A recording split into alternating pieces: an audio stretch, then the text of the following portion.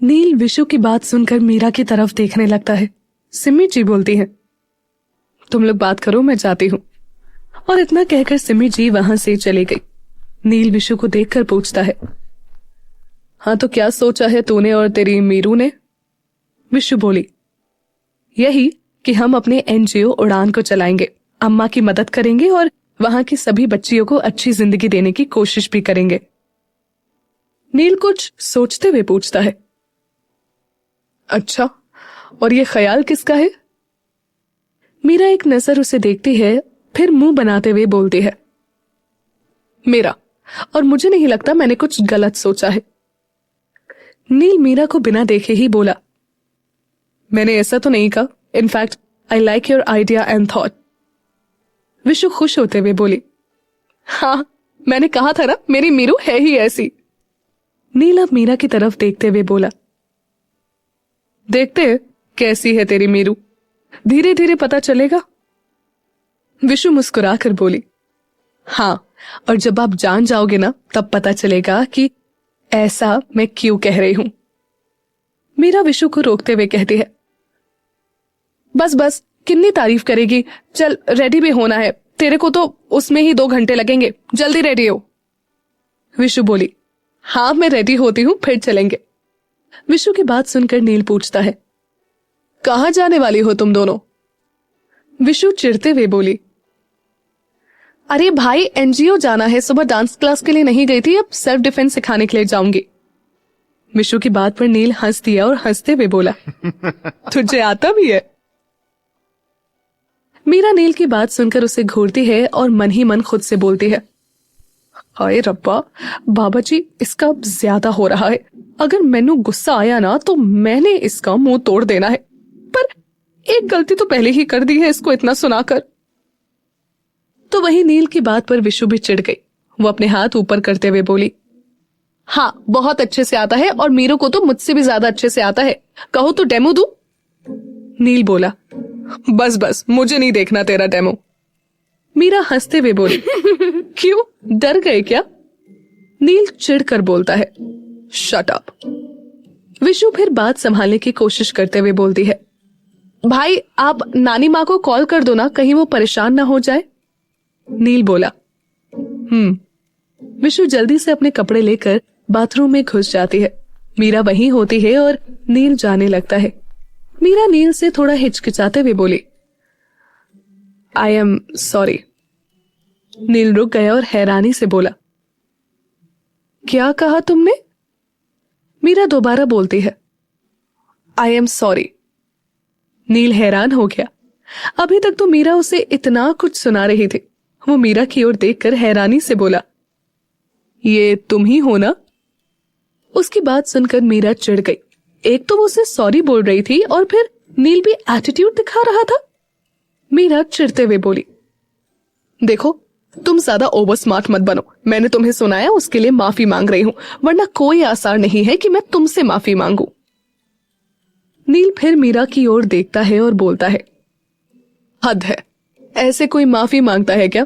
तुम सॉरी कहने से ज्यादा मेरी इंसल्ट कर चुकी हो।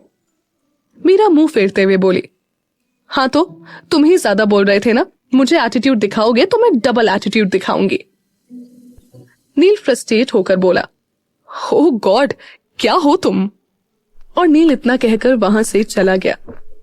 मीरा खुद में ही बोली, मिस्टर खन्ना, अभी तुम जानते ही कहा हो मुझे, तुम्हारे लिए मीरू से पंगे लेना बेटर नहीं होगा, वरना मीरा को पता है कि तुम्हारा क्या करना है। मीरा के चेहरे पर एक कुटिल मुस्कुराहट आ गई। कुछ ही देर में विशु नेवी ब्लू कलर की जीन्स और ब्लैक कलर का क्रॉप टॉप पहनकर आती है। मीरा उसे देखते हुए बोली, बेबी इतना रेडी होने की क्या जरूरत है? विशु शीशे में देखकर अपने होंठों पर लिपस्टिक लगाते हुए बोलती है, डार्लिंग लड़कियां अगर रेडी नहीं होगी तो मेकअप प्रोडक्ट्स का क्या होगा? मीरा अपना सर पीटते हुए बोली, हाय रब्बा, सारी टेंशन तुझे ही है। विशु आईलाइनर लगाते हुए बोलती है, ऑफ कोर्स बेबी, विशु सबका भला सोचती है। मीरा उसकी ये बात सुनकर मुस्कुरा उठी। विशु अब रेडी हो गई थी तो दोनों एनजीओ के लिए निकल गई। नील अपने कमरे में ही होता है। वो अब नानी को कॉल करता है। नानी माँ, मैं बिल्कुल ठीक हूँ, प्लीज आप मेरी चिंता मत करना। हाँ हाँ, मॉम डैड विशु सब ठीक है। और आप कब तक आएंगी? ओके, इंतजार रहेगा, बाय, रखता हूँ। नील अपनी नानी माँ से बात करने के बाद कॉल कट कर देता है और अपना फोन टेबल पर रख देता है। नील अपने कमरे की खिड़की खोलता है। खिड़की के सामने वाले घर का कमरा दिख रहा था, जिसकी खिड़की खुली होने के कारण कमरे के अंदर का भी दिख रहा था। लाइट शेड रेड कलर की दीवारों पर मीरा की खूबसूरत तस्वीरें लगी थी और बेड भी दिख रहा था, जिस पर 3-4 टेडी बेयर रखे थे। नील समझ गया कि ये मीरा का कमरा है। वो खुद में ही बोला, ओह, तो ये है मिस सुपरफास्ट एक्सप्रेस का कमरा। बाबा जी, अब कमरे की खिड़की खोलना भी मुश्किल है। बड़ी अजीब लड़की है, एकदम कॉम्प्लिकेटेड, इसे समझना नामुमकिन है। वो अब खिड़की बंद करता है और बेड पर लेट जाता है।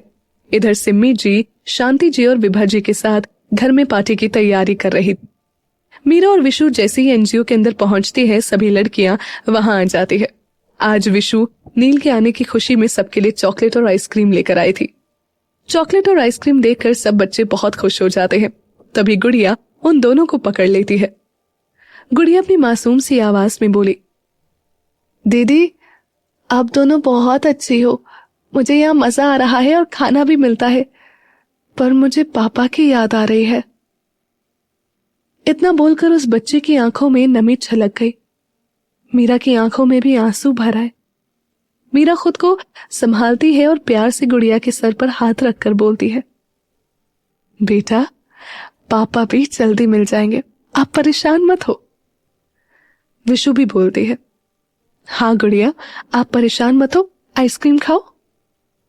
विशु की बात सुनकर गुड़िया चॉकलेट का पैकेट आगे कर देती है तो विशु उसे देखकर मुस्कुरा देती है और वो रैपर निकालकर उसे चॉकलेट पकड़ा देती है।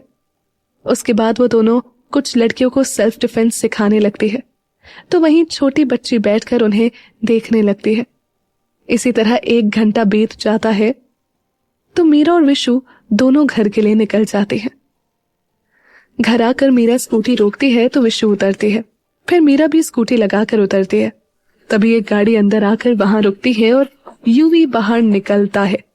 उसे देखते ही विशु हैरान रह जाती है। मीरा खुश होते हुए बोली, भाई, आज आप इतनी जल्दी आ गए? यूवी बिना किसी भाव के बोला, वो आंटी की हेल्प करनी है पार्टी की तैयारियों में, इसीलिए आ गया। यूवी विशु को देखने लगता है पर विशु अपना मुंह फेर लेती है। मीरा ये देख चुकी थी तो वो वहां से जाने के लिए बहाना बनाते हुए बोलती है, अच्छा विशु, मैं चेंज करके आती हूँ और आंटी को बोल देना मैं आ रही हूँ। और मीरा वहां से चेंज करने चली जाती है। यूवी अब विशु की ओर देखते हुए पूछता है, कैसी हो? विशु बिना उसकी ओर देखते हुए बोलती है, तुमसे मतलब? तुम्हें क्या फर्क पड़ता है मैं कैसी भी रहूं? यूवी अब भी उसे देखते हुए बोला, क्या हुआ, तू ऐसे क्यों बात कर रही है? विशु की आंखों में नमी आ गई। वो हल्के से बोली, मुझे बात ही नहीं करनी तुमसे। इतना कहकर विशु जाने लगती है कि यूवी उसका हाथ पकड़ लेता है। क्यों नहीं करनी बात? यूवी की बात सुनकर विशु चिढ़ गई और वो गुस्से से बोली, क्यों बात करूं मैं तुमसे? समझते क्या हो अपने आप को? हाँ, तुम यहां आ चुके हो और एक बार भी मुझसे बात? खैर, मैं होती ही कौन हूं, और हाथ छोड़ो मेरा। विशु के कहने पर यूवी विशु का हाथ छोड़ देता है और विशु वहां से चली जाती है। मीरा अपने कमरे की खिड़की से ये सब देख रही थी। विशु अपने कमरे में आ गई। उसकी आंखों में अब भी नमी थी। विशु अपने आंसू पोंछते हुए खुद से ही बोली, नहीं विशु, उसे सच्ची कोई मतलब नहीं। वो आ चुका था फिर भी मुझे बताया तक नहीं। क्यों करता है वो ऐसा?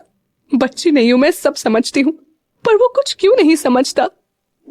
विशु बोलते बोलते खुद ही चुप हो गई और फिर खुद में चिढ़कर बोली, 8 साल छोटी हूं उससे, तो उसका क्या मतलब? वो कुछ भी करेगा और मैं मानती रहूंगी? नहीं, मैं वही करूंगी जो मेरा दिल कहेगा। विशु अब कुछ सोच रही थी। उसके दिमाग में न जाने क्या चल रहा था। उधर मीरा जल्दी से बाथरूम में जाती है, कपड़े चेंज कर बाहर आते हैं। उसने शॉर्ट्स के ऊपर एक ढीली सी टी-शर्ट पहनी है जिसे वो ऊपर करके बांध देती है, जिससे उसका थोड़ा पेट दिखने लगता है। वो जल्दी से खुले बालों को ऊपर करके बन बना लेती है और बाहर आ जाती है जहां यूवी खड़ा होता है। मीरा यूवी को देखते ही सवाल कर देती है, भाई आप ऐसे क्यों कर रहे हो? यूवी उसकी बात ना समझने की एक्टिंग करते हुए बोलता है, मैंने क्या किया? मीरा सीधे सीधे मुद्दे पर आते हुए बोली, आप विशु को बता दो ना कि आप भी प्यार करते हो उससे। यूवी उसकी बात इग्नोर करते हुए बोला, चल मीरू देर हो रही है, आंटी को हेल्प चाहिए होगी। मीरा फिर उसी बात पर आते हुए बोली, भाई आप बात बदल रहे हो। यूवी बोला, तू आ रही है या मैं जाऊं? यूवी की बात सुनकर वो समझ गई कि वो इस बारे में बात नहीं करना चाहता, तो मीरा भी धीरे से बोली, चल रही हूं। दोनों विशु के घर आ जाते हैं जहां घर में सजावट का काम चल रहा था। मीरा उठकर विशु के पास चली जाती है और यूवी सिम्मी जी, शांति जी और विभा जी की मदद करने लगता है। लगभग सारी तैयारी हो चुकी थी। नील अपने कमरे में सो रहा था, पर इन आवाजों से उसकी नींद खुल गई। नील बाहर आ रहा था, तभी मीरा उधर से अंदर जा रही थी और दोनों एकदम से टकरा गए। मीरा गिरने लगती है कि नील उसे पकड़ लेता है, जिससे उसका हाथ मीरा की कमर पर आ जाता है। उसके स्पर्श से मीरा को एक अलग सा एहसास हुआ। वो नील की आंखों में देखती है तो वहीं नील मीरा के कपड़ों को देख रहा था। वो अब मीरा को सीधा करता है और दोनों सीधे खड़े हो जाते हैं। नील बोलता है, देख कर नहीं चल सकती क्या? नील की बात सुनते ही मीरा उसे देखने लगी और अपनी आईब्रो उठाते हुए बोली, तुम सामने से आए थे समझे? नील अजीब सा फेस बनाकर मीरा की ओर देखता है और बोलता है, तुम पागल वागल हो क्या? मीरा मन में खुद से बोली, हाय रब्बा कहां फंसा दिया। फिर मीरा नील को देखकर धीरे से बोली, थैंक्स। और इतना कहकर मीरा वहां से चली जाती है। नील खुद से बोलता है, ये लड़की पागल है क्या? ओह गॉड बाबा जी, प्लीज आप बचा कर रखो मुझे इससे। कोई इतना कॉम्प्लिकेटेड कैसे हो सकता है? नो नील, मत सोचो, वरना इसके चक्कर में तो खुद कॉम्प्लिकेटेड हो जाएगा। नील भी अब नीचे आ जाता है। नीचे पूरे हॉल को बहुत ही अच्छे से सजाया गया था। जगह जगह पर फूलों और गुब्बारों से बहुत सुंदर डेकोरेशन की हुई थी। नील एकटक सब देख रहा था। वहीं सोफे पर सिम्मी जी, शांति जी और विभा जी के साथ यूवी बैठा था। नील वहां आकर बोलता है, wow mom, it's amazing.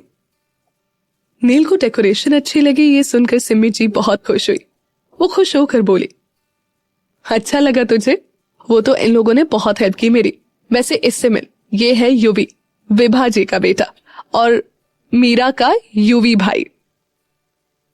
UV नील से हाथ मिलाता है और हाथ मिलाते हुए बोलता है, हेलो, एडवोकेट नील खन्ना। उसकी बात सुनकर नील हल्का सा मुस्कुराया और बोला, हेलो तो ठीक है, पर यार अभी सिर्फ नाम का लॉयर बना हूं, तुम मुझे नील ही बोलो। यूवी मुस्कुराकर बोला, या श्योर। तभी यूवी की नजर सामने एक आदमी पर पड़ी। वो आदमी वेलकम बोर्ड लगा रहा था। यूवी उसकी ओर चला गया। यूवी उस आदमी को समझाते हुए बोला, अरे भैया ये वेलकम बोर्ड उस तरफ सही से लगाइए। सब लोग तैयार होने चले जाते हैं। कुछ देर बाद संजीव जी भी आ जाते हैं और वो नील से मिलते हैं। कुछ ही देर में गेस्ट भी आने लगते हैं। नील भी बाहर आता है। उसने व्हाइट शर्ट के साथ ब्लैक पैंट पहने थे, बाल सलीके से सेट किए थे। नील बहुत ही हैंडसम लग रहा था। सिम्मी जी सब मेहमानों का स्वागत कर रही थी। मीरा के घर से भी सब आ चुके थे, बस यूवी और मीरा ही आने को बचे थे। संजीव जी नील को रितेश जी और राजेश जी से मिलवाते हैं। नील सबसे अच्छे से मिलता है।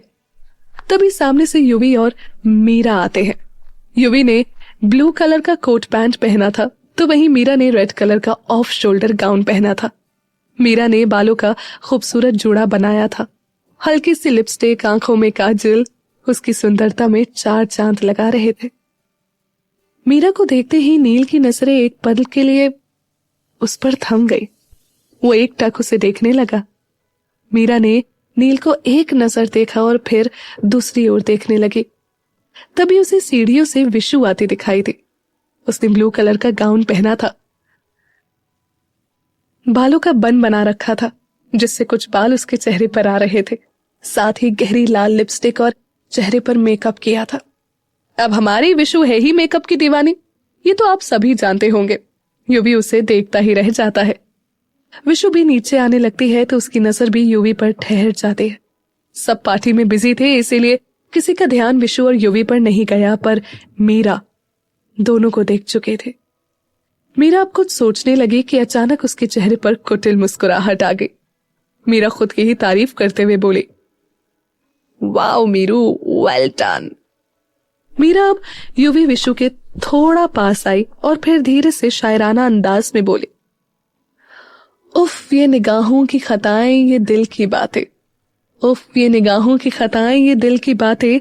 वो राज छुपाए बैठे हैं और ये आंखें सब बताए बैठे हैं। इजहार की जरूरत नहीं, नजरें पहले ही सब बयां कर बैठी हैं। वो कहते हैं ना, लाख कोशिशें कर लो पर छुप नहीं पाती ये दिल की बातें। क्या कहना चाहती है मीरा? और विशु युवी के बीच चल क्या रहा है? क्या मीरा की बात सच होगी? क्या सामने आएंगी विशु और युवी के दिल की बातें?